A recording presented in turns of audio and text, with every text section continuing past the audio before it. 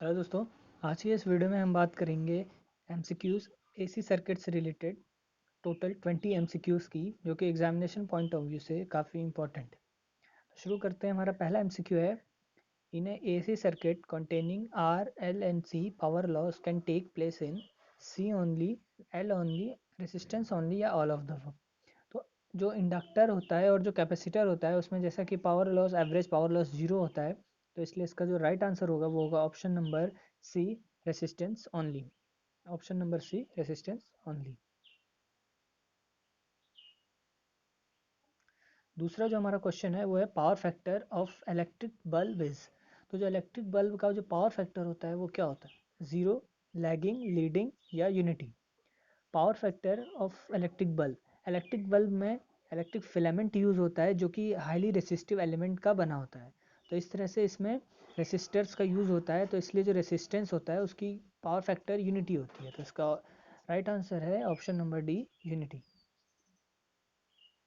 अगला क्वेश्चन है हमारा, in a purely inductive circuit actual power is zero, reactive power is zero, apparent power is zero या none of this. तो जो purely inductive circuit होता है उसमें एवरेज पावर लॉस जीरो होता है, तो इसलिए एक्चुअल जो पावर होगा वो जीरो होगा। तो इसका जो राइट ऑप्शन होगा वो होगा A, actual power is zero. अगला क्वेश्चन हमारा, the power factor at resonance in RLC parallel circuit is a, option number A 0, option number A 0.08 lagging, option number C 0.8 leading या ऑप्शन नंबर डी यूनिटी।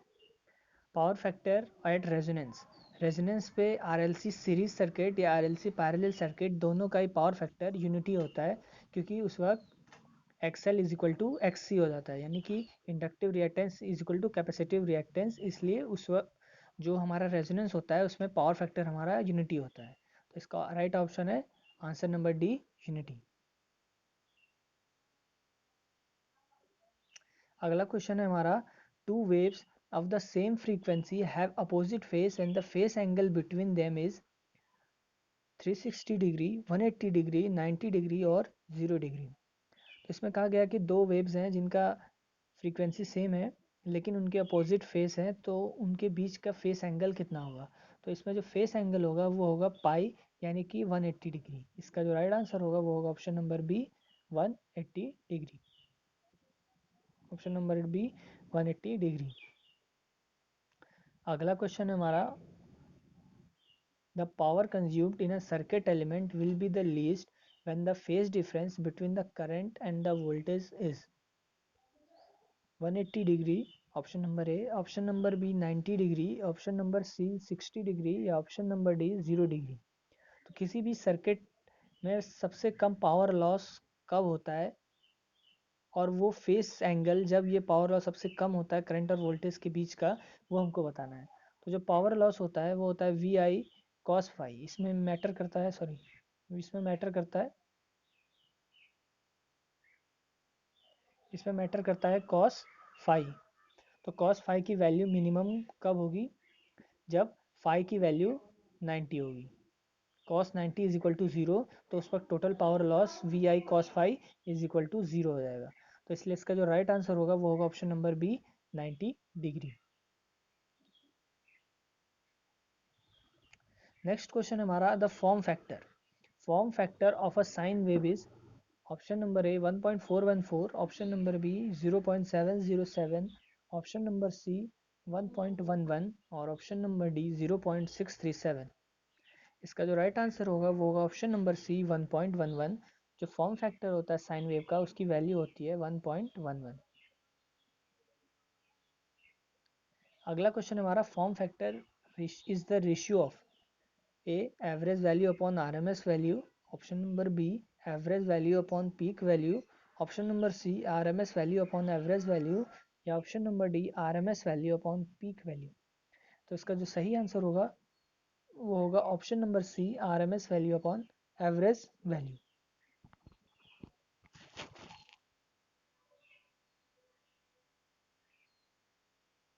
अगला जो question है हमारा वो है, double energy transient occur in, option number A purely inductive circuit, option number B RL circuit, option number C RC circuit या option number D RLC circuit. तो इसका सही आंसर होगा option number D RLC circuit.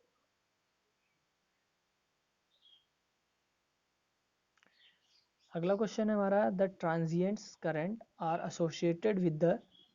तो जो circuit में जो transient current occurs होते हैं वो किससे एसोसिएटेड होते हैं? ऑप्शन नंबर ए है हमारा changes in the stored energy in the inductors and capacitors. Option number B impedance of the current, या option number C applied voltage, या option number D resistance of the circuit. तो इसका जो सही answer है वो है A changes in the stored energy in the inductors and capacitors, option number ए।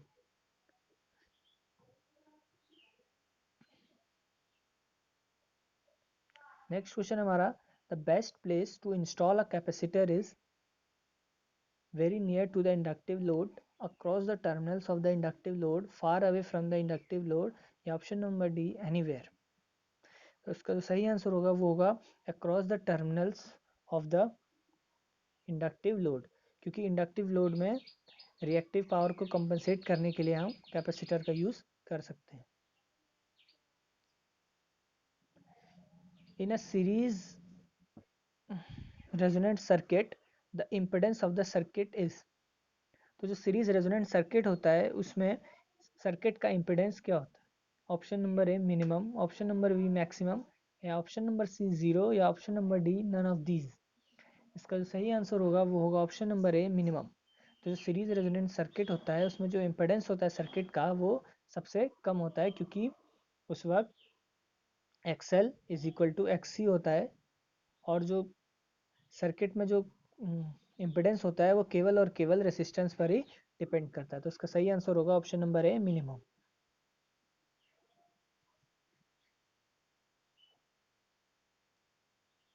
अगला क्वेश्चन है हमारा in an AC circuit laminated iron is invariably used in order to reduce the eddy current loss, increase the heat radiation, make the assembly cheap and easier, या reduce the circuit permeability।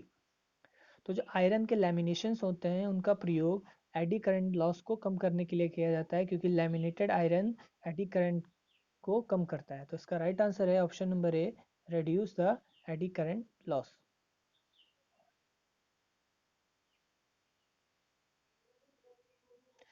अगला question है the safest value of current the human body can carry for more than 3 second is 4 milli ampere, 15 milli ampere, 9 या 25 milli ampere.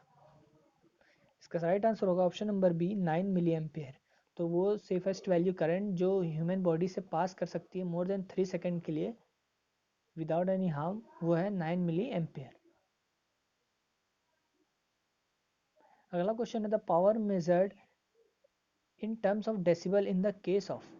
इनमें से किस circuit में या equipment में जो पावर जो मेजर होती है वो डेसिबल के फॉर्म में होती है?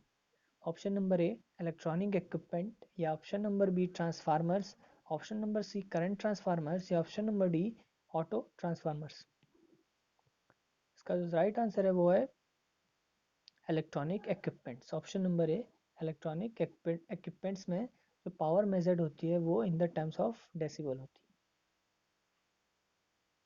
अगला क्वेश्चन हमारा the skin effect occurs when a conductor carries a current at dash frequencies. तो जो स्किन इफेक्ट होता है वो किसी भी कंडक्टर में कब होता है और वो फ्रीक्वेंसी क्या होनी चाहिए करंट की, वो इसमें पूछा गया है। तो ऑप्शन है हमारा very low frequency, option number B low frequency, या option number C medium frequency, या option number D high frequency. तो उसका जो आंसर होगा वो होगा हाई फ्रीक्वेंसी, क्योंकि हाई फ्रीक्वेंसी पर ही स्किन इफेक्ट ज़्यादा होता है। तो इसका राइट ऑप्शन होगा option number D high frequency. अगला क्वेश्चन हमारा the power taken by a 3 phase load is given by the expression. तो जो पावर कंज्यूम करता है सर्किट या उसको जो दिया जाता है वो कौन से फॉर्मूले से डिनोट किया जाता है? तो ऑप्शन ए है हमारा √3 VL IL sin phi, option number B √3 VL IL cos phi, C option है हमारा 3 VL IL sin फाई, या option number D 3 VL IL cos phi. यहाँ पे VL है load voltage, IL load current, sin phi हो गया reactive component और cos phi हो गया एक्टिव कंपोनेंट। तो उसका जो राइट आंसर होगा option number B √3 VL IL cos phi.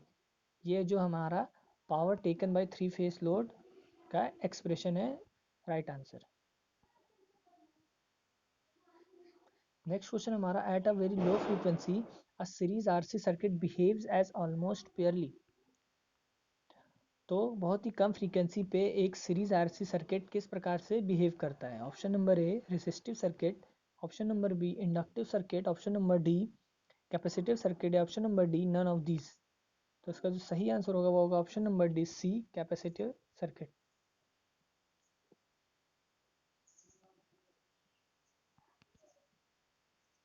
हमारा अगला क्वेश्चन है, the negative maximum of a cosine wave occurs at. तो जो कोसाइन वेव की जो मैक्सिमम वैल्यू होती है नेगेटिव हाफ में, वो किस एंगल पर प्रोवाइड होती है? आंसर है, ऑप्शन है हमारा 30 degree, 45 degree, 90 degree and 180 degree. तो कॉस की जो मैक्सिमम वैल्यू होती है, कॉस की मैक्सिमम वैल्यू होती है जब cos phi is equal to 90 होता है, सॉरी जब फाइव इज इक्वल टू 0 होता है। जब फाइव हमारा 0 होगा तो उस वक्त हमारी कॉस की वैल्यू होती है 1। और जब इसको नेगेटिव फॉर्म में नेगेटिव साइड पे देखेंगे तो फाइव की वैल्यू हमारी होनी चाहिए 180। तो उस वक्त हमारी वैल्यू आती है -1। तो इसलिए इसका जो राइट आंसर हो जाएगा वो होगा ऑप्शन नंबर डी 180। हमारा लास्ट क्वेश्चन है, in an AC circuit I sine phi is called. तो जो एसी सर्किट होता है उसमें आई साइन फाइव को इनमें से क्या बोला जाता है? Active component, wattless component, any of the above, या नन ऑफ दिस। तो इसका जो सही आंसर होगा वो होगा option number B wattless component. Wattless component वो कंपोनेंट होता है जिससे किसी भी प्रकार का पावर लॉस नहीं होता है, यानी कि इसकी जो पावर लॉस होती है वो ज़ीरो होती है, और इसलिए आई साइन फाइव को वॉटलेस कंपोनेंट या आइडियल कंपोनेंट भी कहा जाता है। और ये करंट इंडक्टर और कैपेसिटर में फ्लो करती है। Thank you for watching my video. Thank you.